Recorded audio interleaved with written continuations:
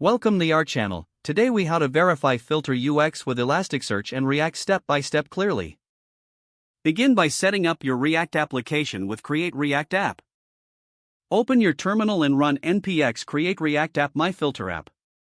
Navigate to the project directory using cd myfilter app.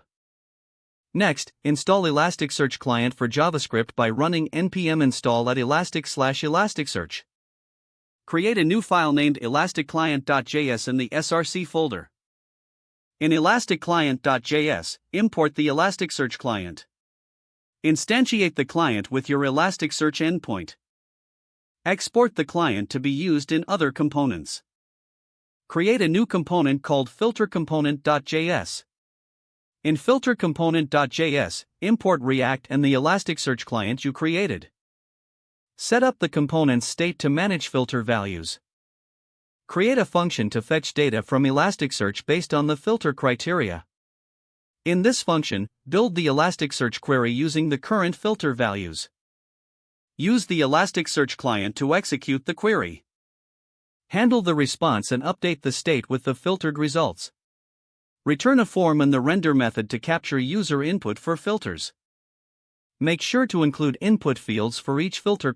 Add event handlers to update the state whenever the user makes changes to the filters. Display the filtered results below the form. Ensure to map over the results and render them appropriately. In your app.js file, import the filter component and include it in the render method. Now, start your application by running npm start in the terminal. Open your browser and navigate to http://localhost 3000. Test the filter functionality by inputting various criteria. Check the network requests in the browser's developer tools to ensure proper communication with Elasticsearch. Review the fetched data and confirm that the filters are applied correctly. Continue refining the user interface based on your findings. Finally, consider adding loading states and error handling for better UX. Don't forget to like this video and subscribe to our channel for more step-by-step tech guides.